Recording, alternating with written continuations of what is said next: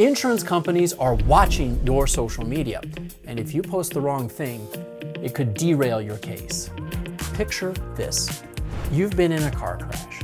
You've been dealing with medical appointments. Your back hurts constantly, and you've been cooped up inside for weeks. Finally, your cousin has a birthday dinner. You put on a nice outfit, you go out for a couple of hours, throw on a smile, and you take a photo with your cousin standing next to the birthday cake. You post it on Instagram with the caption, "So glad to finally be out of the house." Seems completely innocent, right?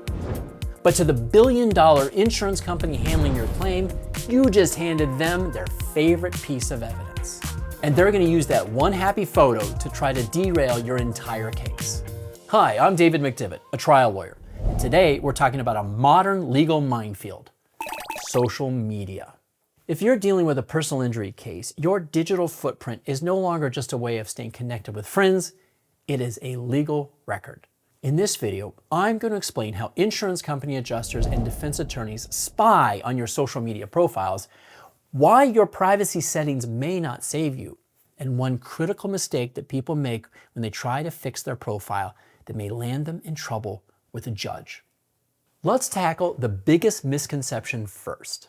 People always tell me, "David, it's fine. My Facebook and TikTok settings are set to private, and only my close friends can see what I post." I've got bad news for you. In a lawsuit, there is no such thing as total social media privacy. During a legal process called discovery, defense attorneys are allowed to request evidence that is relevant to your injuries and lifestyle. And courts across the country have held that private social media accounts are discoverable. That means that in certain circumstances, a judge can order you to download your entire social media archive, every private post, every hidden photo, even your direct messages, and hand them over to the defense attorney. And it gets worse. Insurance company investigators don't even wait for a court order. They'll search your spouse's page, your kid's account, even your best friend's profile.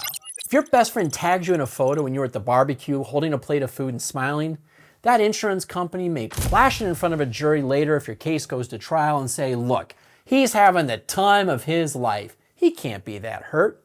They'll take a single fleeting moment of happiness and weaponize it to try to make you look like a fraud. The second trick they use happens right in the comment section. Right after a crash, it's common for people to post a photo and update their network on what happened. Or a well-meaning colleague posts, "Oh no, how are you feeling?" And you reply, "Getting better every day, thanks." You're just trying to be polite. You don't want people worrying about you. But remember what we've talked about in other videos? The defense looks at your words literally. They will argue that your injuries were completely minor because by your own admission online, you were okay immediately after the crash. This brings us to the most dangerous trap of all. Once people realize the insurance company is investigating their digital footprint, their first instinct is to scrub it all. They start deleting everything. They get rid of the photo from the barbecue. They get rid of any of the comments in the comments section. And they even sometimes try to deactivate their account altogether. Do not do this. Deleting content can instantly derail your case. If the defense can prove that you deleted social media data, the consequences can be severe. A judge could sanction you, fine you, or even worse, could give the jury an adverse inference instruction. In the eyes of the law, deleting a post or a photo after a claim has been filed or a crash has happened is considered spoliation of evidence. That's a fancy legal word for destruction of evidence. This means the judge will literally tell the jury the plaintiff destroyed evidence and you are allowed to assume that that evidence would have proven that they were lying about their injuries. Just like that, your credibility is gone and your case is effectively over. Even if you were terribly hurt, the act of deleting a post makes it look like you had something to hide. So what is the solution? Well, if you're injured in a crash, the best thing you can do is to take a digital fast. Don't post photos, don't leave comments, don't check into locations, and tell your family and friends not to include you and certainly not to tag you in any photos that they post. Treat your social media like a courtroom because that's exactly where it could end up.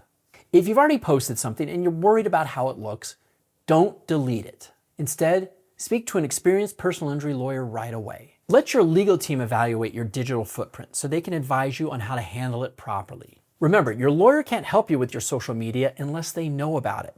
Be direct. If you think something you posted can be interpreted the wrong way, please let your lawyer know. Thanks for watching. And if you'd like more tips on how to protect your rights after you've been injured, make sure to like this video and subscribe to our channel.